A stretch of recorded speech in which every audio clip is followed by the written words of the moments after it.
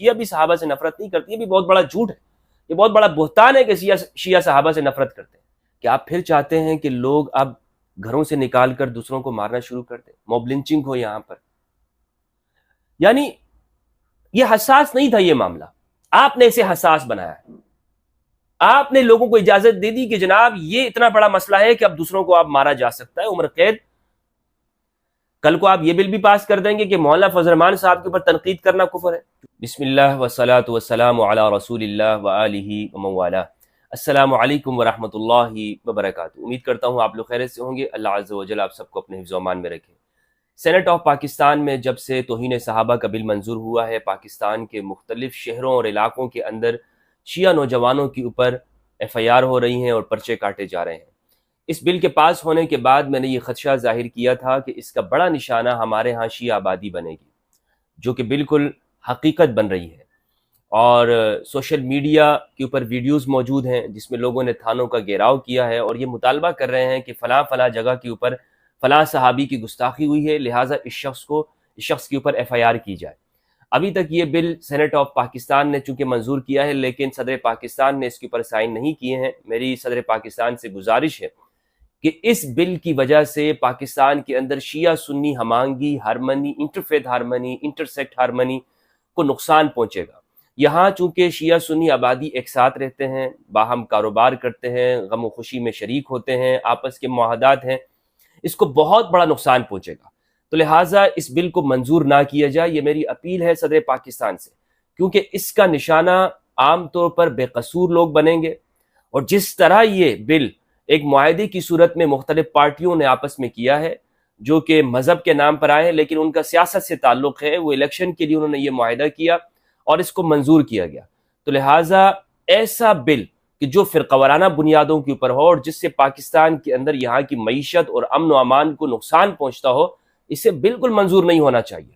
اور اس کا قطعاً ہرگز یہ مراد یہ نہیں ہے کہ ہم صحابہ کی توہین کی اجازت دیتے ہوں یا اہل البیت علیہ السلام کی توہین کی اجازت ہو۔ اگر کوئی یہ سمجھتا ہے کہ ہم اس بات کی حمایت کرتے ہیں کہ لوگ توہین صحابہ کریں یا توہین اہل البیت کریں، تو وہ احمق ہے، وہ بیوقوف ہے، وہ دین اسلام کا دشمن ہے، اسے پتہ ہی نہیں ہے، وہ مذہب کو اپنی سیاسی مفادات کے لیے استعمال کر رہا ہے۔ ہمارا مقصد یہ ہے کہ پاکستان کے اندر شیعہ سنی ہم آہنگی قائم رہے، اور کسی کے اوپر، یعنی کل کو اٹھ کر کسی کے اوپر بھی آپ توہین صحابہ کا الزام لگا دیں گے، یا دوسرا شخص اٹھ کر کسی کے اوپر توہین اہل البیت کا الزام لگائے گا، اگر کوئی شیعہ اس طرح کرے گا تو پھر اس کا کیا جواب ہوگا؟ تو لہٰذا ضروری یہ ہے کہ یہ بل متنازع بن چکا ہے اور اس سے یہاں کے امن و امان کو خطرہ ہے۔ کچھ لوگ مٹھائیاں بانٹ رہے ہیں، جشن منا رہے ہیں، اور آپ دیکھ لیں کہ سوشل میڈیا، خواہ ٹویٹر ہو، فیس بک ہو، یوٹیوب ہو، وہاں پر ایک مخصوص تکفیری گروہ کہ جس کی پوری تاریخ گواہ ہے، وہ اس کے اوپر خوش ہے۔ دوسری جانب شیعہ حضرات نے اس بل پر تحفظات کا اظہار کیا ہے، اور جس طرح آپ نے اس کو پاس کیا ہے، کچھ لوگوں کا کہنا ہے کہ ہم نے اس کو پڑھا ہی نہیں ہے۔ بل کو سینٹ میں بیٹھے ہوئے لوگ کہہ رہے ہیں کہ ہم نے پڑھا نہیں اور آپ نے پاس کر دیا۔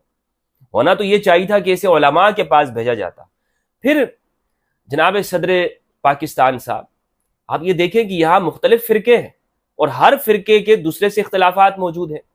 یعنی دیوبندیوں کو گستاخ رسول کہا جاتا ہے بریلویوں کی، جو کہ پاکستان کی اکثریت ہے، اور یہ میرے سامنے بریلویوں کے امام اعلی حضرت فاضل بریلی رحمہ اللہ کی کتاب احکام شریعت اعلی حضرت احمد رضا خان بریلی، اس کو کھول کے دیکھ لیں۔ اس میں صفحہ نمبر 130 پر یہ فتویٰ موجود ہے کہ دیوبندی، وہابی، رافضی یہ مرتد ہیں، ان کا ذبیحہ حرام ہے۔ یہ بالکل مرتد ہے، کہتے ہیں مرتدوں میں سب سے بدترین منافق ہے، بدتر مرتد منافق ہے، یہی وہ ہے کہ اس کی صحبت 1000 کافر کی صحبت سے زیادہ مضر ہے، کہ یہ مسلمان بن کر کفر سکھاتا ہے۔ خصوصاً وہابیہ، دیوبندیہ جن کی جماعت موجود ہے، سینیٹر مولانا عبدالغفور حیدری صاحب اور مولانا فضل الرحمان صاحب، ان کی جماعت دیوبندی، یہ مرتد ہیں کہ اپنے آپ کو خاص اہل سنت والجماعت کہتے، حنفی کہتے، چشتی نقشبندی بنتے، نماز روزہ ہمارا سا کرتے، ہماری کتابیں پڑھتے پڑھاتے، اللہ اور رسول کو گالیاں دیتے ہیں۔ یہ سب سے بدتر زہر قاتل ہے۔ ہوشیار، خبردار مسلمانوں، اپنا دین و ایمان بچائے ہوئے۔ عبدہ المذنب احمد رضا عافی عنہ۔ اسی طرح پھر آگے صفحہ نمبر 141 پر اعلیٰ حضرت نے لکھا ہے کہ ان کا ذبیحہ بھی حرام ہے، ان کا ذبیحہ یعنی یہ جس جانور کو ذبح کریں وہ بھی حرام ہے۔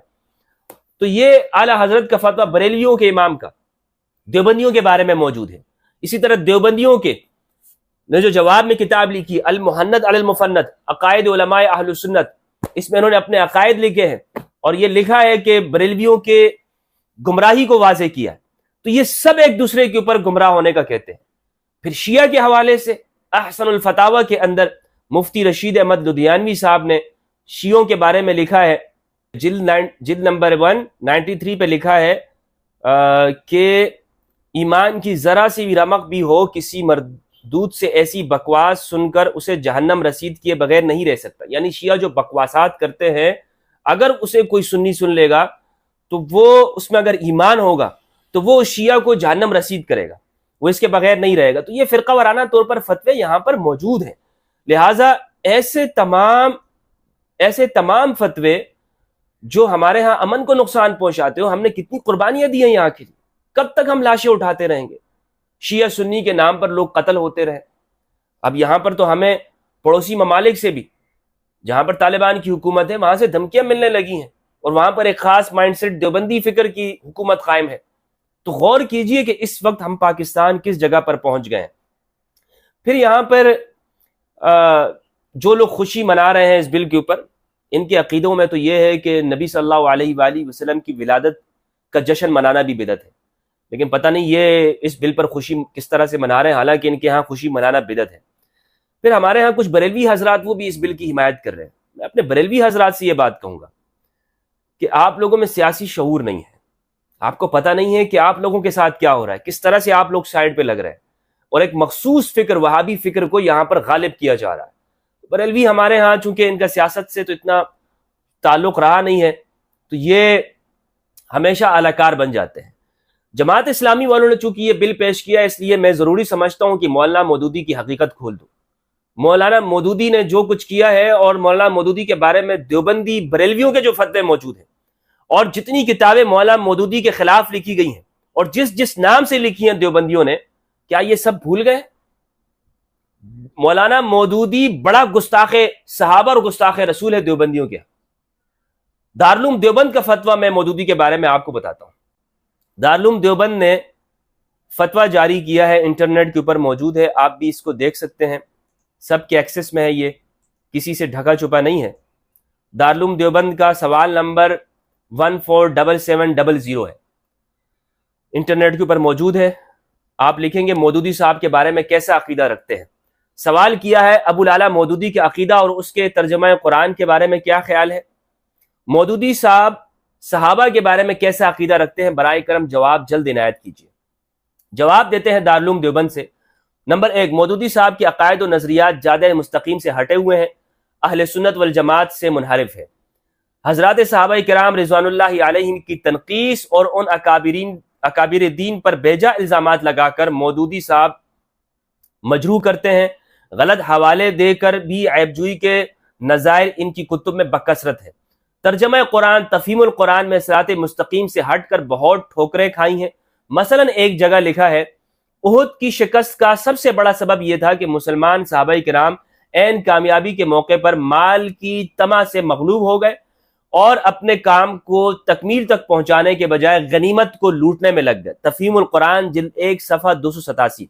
دنیا جانتی ہے کہ طمع کا تعلق دل سے ہوتا ہے، معلوم نہیں اس بنا پر بندہ خدا مودودی صاحب کو صحابہ کرام کے دلوں میں طمع صدیاں گزر جانے کے بعد کس طرح نظر آ گئی، پھر غنیمت لوٹنے میں لگ گئے۔ یہ انتہائی بھونڈی اور گستاخانہ تعبیر ہے، بلکہ الزام تراشی کے قبیل سے ہے۔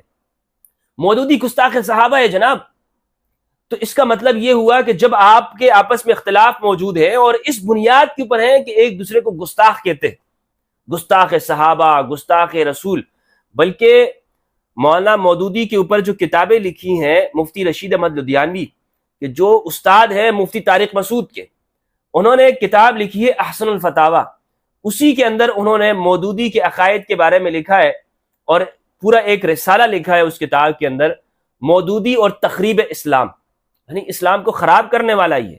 اس میں لکھا ہے کہ یہ توہین رسالت بھی مودودی کے اوپر ہے، مودودی صاحب کے اوپر توہین رسالت بھی موجود ہے. احسن الفتاوی جلد 1 صفحہ 310 اور 297 آپ دیکھ لیں. مودودی کا اسلام سے کوئی تعلق نہیں، کوئی تعلق نہیں ہے ان دیوبندیوں کے نزدیک.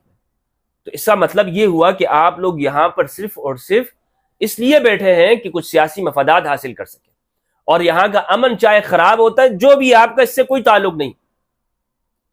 تو اور پھر اس اسمبلی کے بارے میں خود آپ ہی کے رکن نے یہ کہا ہے کہ یہ سب سے یعنی بدترین ہے. وہ یہ جملہ کہہ چکے ہیں آن دا ریکارڈ، اس چیز کو یہ موجود ہے. پھر جو کتابیں مولانا مودودی کے بارے میں لکھی گئی ہیں، وہ کتابوں کے نام میں آپ کو بتاتا ہوں. عالمی مجلس تحفظ اسلام کی جانب سے ایک کتاب لکھی گئی جس کا نام ہے 2 بھائی مودودی اور خمینی. یہ کتاب لکھی گئی، یہ سب موجود ہے انٹرنیٹ پر.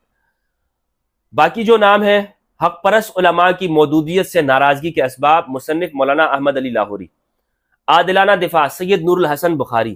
خلافت و ملوکیت کی تاریخی و شرعی حیثیت، مولانا سید صلاح الدین یوسف. تجدید سبائیت بجواب خلافت و ملوکیت، محمد اسحاق صاحب سندیلوی. رد مودودیت، مولانا عبدالخالق سنبھلی. مودودی صاحب اپنے اصلی روپ میں، قاری عبدالحمید. مودودیت اپنی کتابوں کے آئینے میں، مولانا نجم الدین. مودودیت پر ایک نظر، حسان رضا. مودودی اپنے افکار و نظریات کے آئینے میں، مولانا محمد یوسف بن نوری صاحب.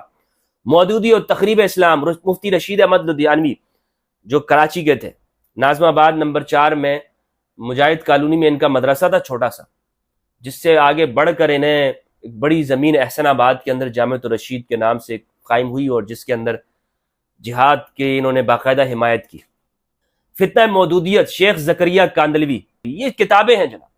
اس کے علاوہ بھرا پڑا انٹرنیٹ کتابیں، لائبریری میں جائیں آپ کو معلوم ہوگی کہ مودودی کے بارے میں ان کے کیا عقائد ہیں. پھر میں نے آپ کو بتایا کہ بریلویوں نے دیوبندیوں کے بارے میں جو فتوے دیے ہیں، دیوبندیوں نے جو بریلویوں کے بارے میں، تو اس طرح تو ہر ایک گستاخ صحابہ اور گستاخ رسول. پھر یہ قانون، نہ اس میں توہین کی تعریف واضح ہے کہ توہین کس چیز کو کہتے ہیں، آپ کی نظر میں توہین کیا ہے. آپ کو تو حق نہیں ہے کہ آپ توہین کی ڈیفینیشن بھی کریں. حق صرف اور صرف یہاں امت کی اجتماعیت کو ہے کہ ملکی سالمیت کے لیے نظریاتی کونسل کے اندر یہ کیس جائے، وہاں پر توہین کی ڈیفینیشن ہو کہ توہین کب ہوگی. ایک شخص کو اگر آپ تاریخی حقائق بیان کرنے کو بھی توہین کہیں گے تو پھر تو آپ سب کتابوں پہ پابندی لگائیں. آپ کہیں کہ جناب لائبریری کے اندر سیر اعلام النبلاء نہیں رکھ سکتے، الاستیاب نہیں رکھ سکتے، الاصابہ ابن حجر کی نہیں رکھ سکتے، فتح الباری کے اوپر پابندی لگائیں، خود بخاری کے اوپر لگائیں. کیونکہ یہ ساری باتیں جنہیں بیان کیا جاتا ہے یہ اہل سنت والجماعت سے. پھر آپ دیکھیں کہ اس وقت الہاد کا جو فتنہ ہے، لوگ ملحد کیوں ہو رہے، دین بیزار کیوں ہو رہے. مجھے تو لگتا ہے کہ یہ اس لیے منظور کیا گیا ہے کہ لوگ دین سے نکلے. اس کی اور کون سی وجہ ہو سکتی ہے کہ آپ بالجبر ایک چیز کو نافذ کرنا چاہتے ہیں، اور یہ زمانہ تحقیق کا ہے. اگر آپ کسی معاملے میں زبردستی کریں گے تو لوگ دین سے متنفر ہوں گے، دین چھوڑیں گے لوگ کہ بابا یہ کس طرح سے لوگ دین کو پیش کر رہے ہیں.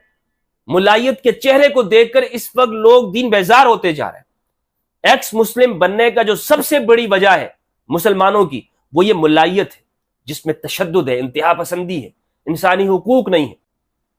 کل کو آپ یہ بل بھی پاس کر دیں گے کہ مولانا فضل الرحمان صاحب کے اوپر تنقید کرنا کفر ہے، کیونکہ کتابوں میں لکھا ہے عالم کو اوائلم کہہ دیا، تصغیر کی نیت سے کفر ہے کسی عالم کو. تو یہ بل اس طرح پاس ہوں گے تو پھر جناب عالی نہ آزادی اظہار رائے بچے گا، نہ ملک کے اندر جمہوریت ہوگی، نہ ہی کوئی تحقیق پیش کی جا سکے گی. آپ پابندی لگا دیں گے. تو یہ جو اس وقت میں صورتحال ہے یہ انتہائی خطرناک ہے.